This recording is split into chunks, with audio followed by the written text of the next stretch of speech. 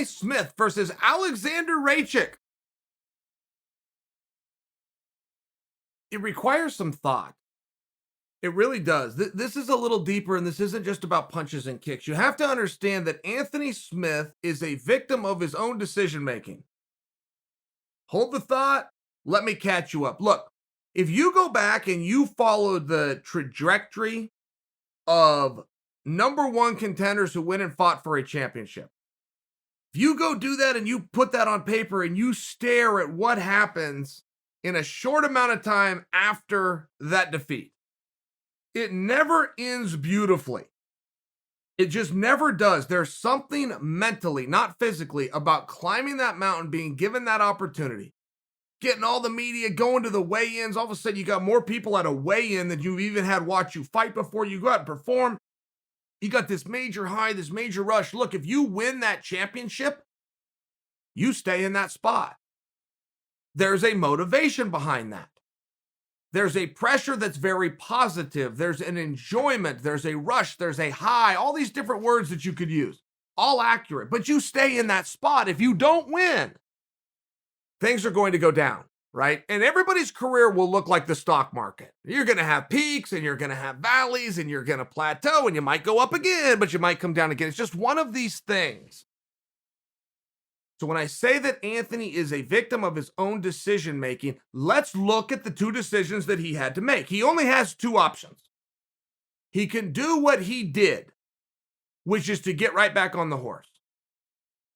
If I was advising him, if I was a coach, if I was a parent, if I was a confidant of anyone, that's the exact advice I would give them. Don't hang your head. It's a new day. Get up, go face the world, and do what you do. I think that's great advice. I think it's a great message. I think Anthony did everything right. But you never know.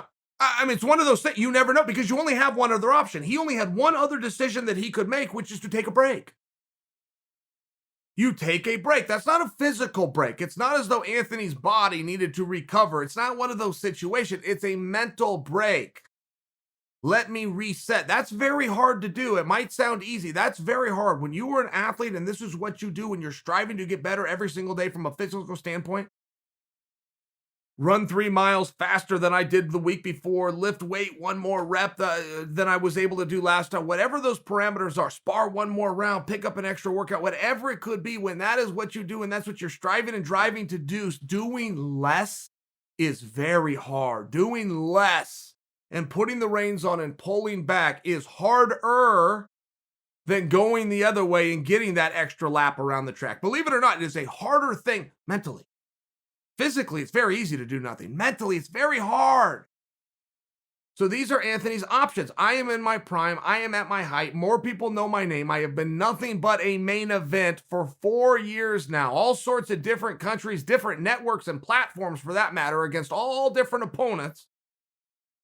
Why would I want to stop that ball from moving forward? Oh, by the way, I'm still a top guy. I just proved I was. I went the distance with the champ. I'm going to get back. I'm going to go the distance with the champ again, and I'm going to flip the script this time. I mean, this is the mindset that you have, but you only have two choices. He only could push forward and get back on the horse, or he could only stop doing what he's doing with some kind of false hope that he's going to get better as a human being with time. He did the right thing. In my opinion, even in hindsight, you look back, he got back on the horse, but there becomes aware. There becomes somewhere where you get tired. And it's not your body. Take 3 days off. Jump in a hot tub, get a massage. There's ways to fix the body, but not for the mind, man. The mind needs a new season. Every single sport gets that except this one. There's just no off season. There's just no off pitch. You have to find those times to get a break. And when you're Anthony Smith and you're called for big opportunities, hey, Anthony, guess what? You got to fight. Oh, yeah, by the way, you're the main event again. Hey, Anthony, how's your conditioning? Because you're going back to 5 rounds in a main event again. Oh, it's in Sweden. You're so much to deal with. Great spot. Spot that fighters dream of. Spot that Anthony Smith dreamed of. But if you see him go out there in a performance, you go, you know what? I think he looked a little sharper a few months ago. Yeah, okay. But there's a reason why. There's a wear and a tear that has specifically been put on him. Now, this isn't meant to be as excuse making. This is meant to be as an explanation. Because when Anthony Smith comes out after the fight and he talks about, I might have to go down to middleweight.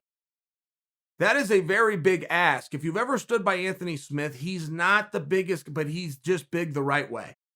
Standing by Anthony Smith and standing by Ryan Bader, it's just the right way. You could walk around at 230 and cut down to 205, or you can walk around at 212, 214, 217, be within striking distance at all times.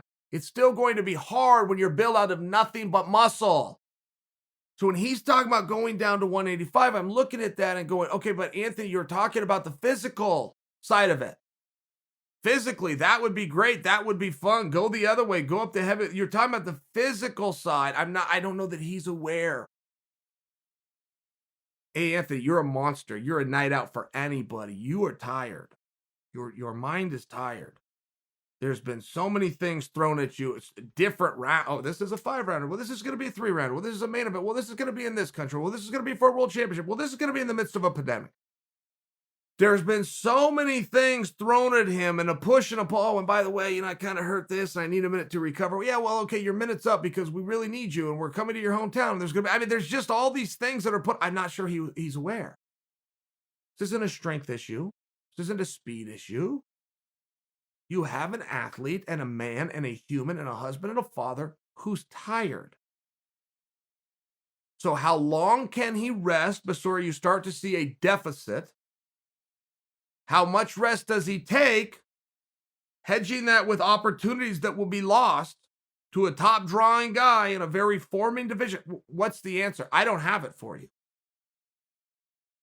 And Raychek's not a night off for anybody. There seems to always be, and it will never go away. If you hear two athletes' name and one guy you're very familiar with and the other guy you're not, well, then the guy that you've heard of is going to kick the other guy's ass. Like that. That's just an idea that is never going to go away. Raychek is a very big man. He's a very big man. 6'3", 6'4". I've never seen his height written down. I'm well aware it is somewhere. I haven't seen. I'm telling you, that man is 6'3" or 6'4". He is the only guy in the division that could walk nose to nose with Dom Bradley and be nose to nose. Dominic Reyes, apologize. And be nose to nose. He's the only guy at a stare down that could look Reyes in the eye. Big man. He's good with the punches. He's good with the kicks. And the shoe was on the other foot. He had not been a main event. This is a major opportunity. He's in there with a top contender. It's a very big deal. There's a motivation behind that. But you also saw, I'm crediting Raychek, by the way. If any of this sounds like I'm dismissing, it's quite the opposite. I am crediting Raychek with what he did. He won 14 of 15 minutes with one of the baddest dudes I know. Well done. But he also seized an opportunity. He also saw a moment, and whether he recognizes it in himself or not, right? If there's any part where Raychek stands back and goes, whoa, turns out I'm really good at this. I'm even better at this than I thought I was. If he does that, it's not going to be a great reaction. Be very good if he can identify, I had a special motivation for this. I had a special pep in my step. And then he can identify, because it was with Lionheart. Because it was in the fight capital of the world. Because we were a main event, because I had more media, because I had more eyeballs. But if he can go through this and identify for himself and go, look himself in the mirror, go, hey, Alexander, by the way, you're not always going to have those things. You're not always going to have these built-in pieces of motivation. Motivation's so hard. Coaches and people and jerks that want to write books will tell you got to be motivated. Okay, I got to be motivated. They're telling me I got to be happy. I would never leave my house if I just got to choose. I just got to be happy all the time. That'd be great. Motivation is an emotion, just like that. You got to search for things to be motivated. When they're built in, hey, you're a main event. You're taking on Anthony Smith. It's going to be on ESPN. When you have a built-in motivation, man, you're in a great spot. It's very rare in life. He was in a really great spot. I would encourage that he identify why he had a little more pep in his step and also recognize that's not always going to be built in. But here's the things I did while I was motivated. Write them down. Here's what I did. I did do a couple of things that were different for this fight. I did those because I was motivated. In the future, I may not have motivation, but now that I've written them down and I see what it takes to go out there and get a great performance like I just had, I'm going to operate on discipline. When I met with a point in my career where I don't have the same motivation, I will operate on discipline. I've written everything down that I need to do. If I can check all of those boxes, I can expect reasonably to have a very good result. Great fight, great match. But I want to share there was something deeper for this. I don't feel that this is a fight where we need to talk about the punches and the kicks or the fact that Raychek was setting up the jab and throwing the cross and throwing Anthony off his. Save that for another day. You did not have opposing styles and opposing athletes. You had an opposing approach. One guy who'd been there, done that, and hasn't done anything different for 4 years, who was tired. And you had one guy who was fresh and motivated because it was his first time. You're seeing, there's no, feel as though I'm saying this, perhaps you think I'm taking away from Aleksandar. That's not at all what's happening right now. I'm identifying what you witnessed. And what you witnessed was not about a jab and a cross. You were seeing something different.